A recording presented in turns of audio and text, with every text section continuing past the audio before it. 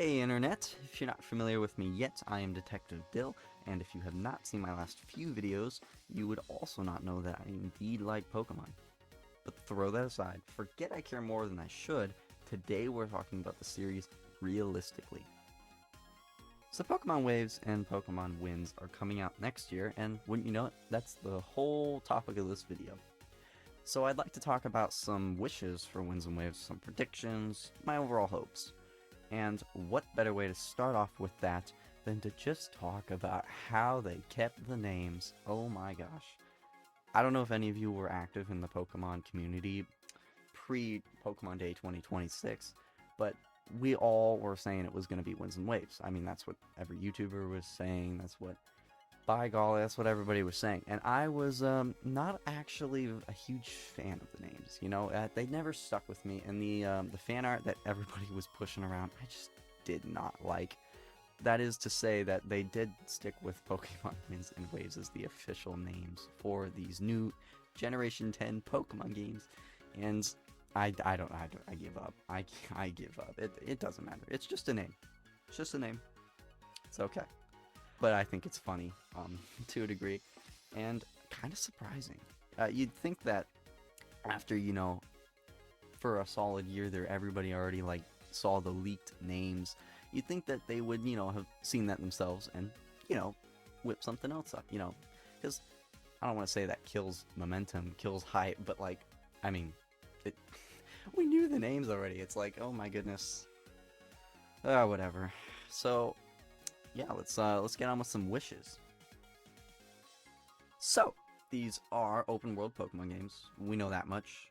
They're probably going to be somewhat similar to Scarlet and Violet in terms of world building. Hopefully more polished, of course, and undoubtedly I'm sure it'll be larger in scope. So, I'm thinking we need some collectibles, right? So, yeah, we need some sort of equivalent to the stakes in Pokemon Scarlet and Violet, I think, where, you know, you could catch the Ruinous Quartet if you found, I think it was all 30 stakes, correct me if I'm wrong, but I think we need legitimate, enticing, and rewarding trinkets to discover on our lonesome, or with friends. I like options, like multiplayer and single-player play, but not only this, I would also like to see some in-game achievements, sort of like the old trainer star rating, similar to in Gen 4, I remember. Also, in Alola, they had the trainer passports. What I don't want to see is kind of like in Sword and Shield, where like they would give you stars on your trainer cards, right? And you know, you get like 5 or so stars for just beating the game, and you would get another star for like beating the Pokédex, and I think you might have gotten one for clearing the battle tower. I'm not sure. I don't think so, but and then if you bought the DLC, there would be more stars. You could get some for those Pokédexes, blah blah blah. You ended up with like 8 stars. But it was pretty much just like the bare minimum, you know? It's like, you get what you need for beating the game, but it didn't really feel like it was worth much in the grand scheme of things, you know?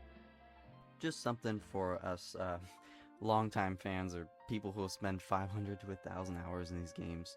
Something more to do that feels rewarding for the time. And that kind of goes into my next point where, like, yeah, I want something more to do, you know? I know raids are fun to grind, event raids are great, I love getting event raid Pokemon, and of course I love beating the Pokédex, and I do like to do a little bit of competitive, not really good at it, but, you know, I try, I'll dip my toes in the water. But that is also to say that I hope this is a complete package from the start. I don't really want DLC.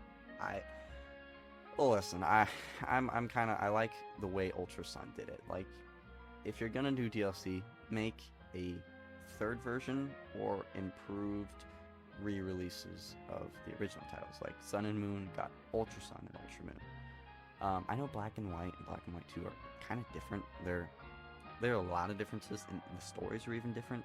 So it's kind of like an actual sequel in that case. But at least for Winds and Waves, I'm hoping for, you know, a complete package from the start. That being said, of course, I am hoping for difficulty to make its devastating return. You know, Pokemon hasn't lately been known as a very difficult series to get into. It's, you know, for everyone. E for everyone. Or at least in ZA's case, I think it was, what was it, 12?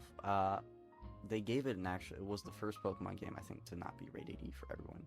Mainline, I guess. But, yeah, so, I know Pokemon hasn't really been known for its difficulty level, and I don't know if I can expect much from Winds and Waves. But, like Ultra Sun and Moon, they just had to throw in that Necrozma fight, It's like things like that kind of make up for people who might have said the Sun and Moon were easy. So yeah, difficulty. I think a good way of adding to the difficulty would be to remove XP candies. I know, controversial. They are very, and I mean very, very convenient, especially when you're, making that living dex or completing your Pokédex for the first time. But I do think that they become a little superfluous. Yeah, I think if you get too many of them, it just feels like there's no point in raising a Pokemon to level 100. When it's just, it's like you can do it in a second, basically. I mean, you do have to work, at least in Scarlet and Violet, you had to do raids, Sword and Shield 2, you had to work for it. But, I think I would be happy if they were removed or expensive. Like, you could only buy them. That would be cool. I want to feel like a smart adult playing the new Pokemon games. I know. That is, that's kind of sad. But, yeah. So, a little more difficulty would be nice. So, okay, those are some nice initial wishes. Let's talk about something new, like the art direction, perhaps. If you have seen my previous videos, I might have dogged a bit on Sword and Shield for the art direction. And I even mentioned, I think Gen 10 could be the big redeeming arc for Pokemon. I think they could finally give it some more spice. And ZA, oof. ZA kind of blew it too. The lack of colorful UI, it killed me. And after ZA, I have my doubts, officially. So that being said, yes, I think we need to have the return of a colorful and thematic UI. I know, so original, and that's a lot to ask for. But I just want something to, impress my eyes. Moving on the Pokédex, let's make it bigger. I'm talking 6 to 8 hundos. I know it's a lot to ask, especially with modern developing and just the sheer workload it would take to make every Pokemon feel natural. But Pokemon, you've got the money. You can hire more animators, right? I mean, not that you need to, but like, if that's the issue, why don't we just give these games the treatment they deserve? I think that, I think I would like a bigger Pokédex. I'm not going to say that I think that Dexit should just not be a thing anymore. I mean, I would love that. But, from a developing perspective, I think, yeah, it's going to get a little too taxing for each game to have every Pokemon. And they're definitely going to, carry assets, and people are going to complain about that. And I know, you can't satisfy everybody. But for me, at least, I think that having more than 400 would be nice.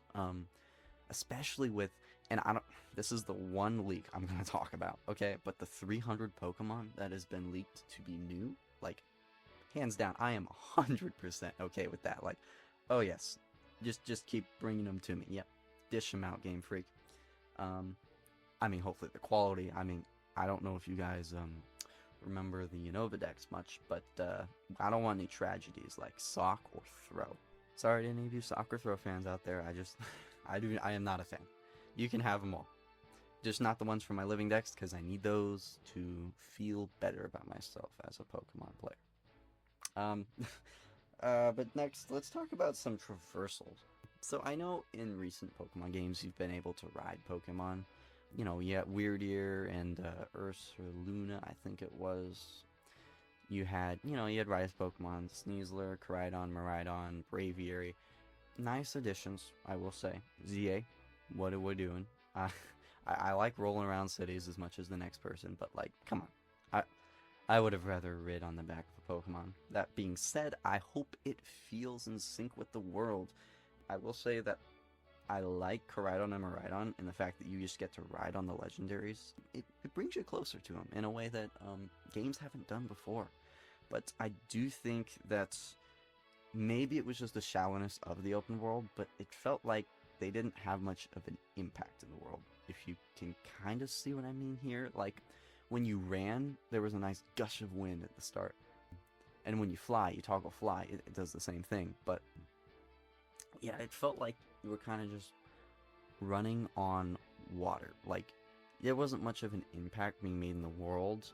You might have a small dust cloud behind you, but I felt like they could have made a lot of minor tweaks, minor mind you, to make you feel more like you're in the world, right? Like, I want to see the wind blow against my character's body. I want to feel the patented switch to HD rumble. I don't want to watch a movie in 3D. I want to watch it in IMAX 40X. You get it now? I think you probably get it. So, good stuff, good stuff. Let's talk about pre-order goodies. Now, for ZA, I got this super cool, mind you, super cool tote bag that you can use. It's a grocery bag. I'm not gonna hype it up any more than I really already did. But it has the ZA box art. It has some nice megas with some ZA background art. Yeah, it's pretty cool. Mega Evolution TGC advertisement on the back. I mean, yeah, so I don't really know if you want to be a walking advertisement for the most profitable company in the world. But yeah, good stuff. Maybe like some cool pins like they did for the Scarlet and Violet Midnight release. I mean, pre-order bonus, but GameStop. Or some plushies like they did at the Pokemon Center for Brilliant Diamond and Shining Pearl. Something cool, and I'm sure they will. But yeah, maybe a buy one get one free pizza. Hear me out. Jeez, I got that with ZA, and boy, will I be doing another pre-order at GameStop? Yeah. In all seriousness, yeah. But maybe along with pre-orders, maybe a Switch 2, a special limited edition Switch 2. Maybe I'm high in the clouds here, but historically speaking, we've got a special edition console for every mainline Pokemon game except the Legends games. One for X and Y. We got one. Okay, maybe we didn't get one for Mega Ruby Alpha Sapphire, but we got one for Sun and Moon. We got one for Let's Go Pikachu and Eevee, which I know if you watched my Sword and Shield video, I did not call those mainline games, and I don't really want to, and I don't really want to call the Legends games mainline either, but I guess the Pokemon Company says they are, so I will eat my word. That being said, yeah, we got the Switch Lights for Sword and Shield, we got another Switch Light for Brilliant Diamond and Shining Pearl, we also got an OLED Switch for Scarlet and Violet, which looks beautiful, and I wish I had it. So yeah, for Winds and Waves, I'm thinking maybe, I've heard rumors of an OLED Switch 2. Maybe they release that with the new Pokemon game. Who knows? I'd be a buyer. Yeah, I will double dip for that. You got me there, Nintendo. Now for some good old-fashioned predictions. So I, Detective Dill, predict that this game will be released in November of next year. Specifically on November 21st. It will be released to roaring applause from Metacritic, a smooth 98. IGN will scream at the prospect of too much water, and GTA 6 will be outsold. We're talking about 5 billion copies worldwide. Okay, those last two were a stretch, I'll admit, but, you know, I want the gusto to be flying. I want the Pokemon Company to realize they have a real chance here, a real chance to capture new and returning fans in a new way that they have not been quite able to grasp yet. Run the game at native 60 FPS, 4K docked, have an option for 120 FPS or 60 FPS, 1080p handheld. Let's use mouse controls in an innovative way. Imagine, just imagine, picture with me for a second here, throwing a Pokeball with mouse controls. Revolutionary. Revolutionary. And they totally could do it. Will they do it? Probably not. But yeah, Pokemon, be the change you wanna. Who am I kidding? None of that's happening. No, all in all, I'm excited for Pokemon Winds and Waves. Cautiously, of course. That's just the way the tides have turned for Pokemon these days. But the winds will most definitely call me back to another Winds and Waves video before too long. So until next time, Internet, Ciao! And if you want to see more amazing videos like this in the future, consider leaving a like, perchance a subscribe as well. Maybe you're like me and just desperate for somebody to talk about winds and waves for the next year and a half. Or maybe you just want someone who can ramble on and just bore you to death. I don't know. Probably not the latter of the two. But yeah, have a great day, Internet.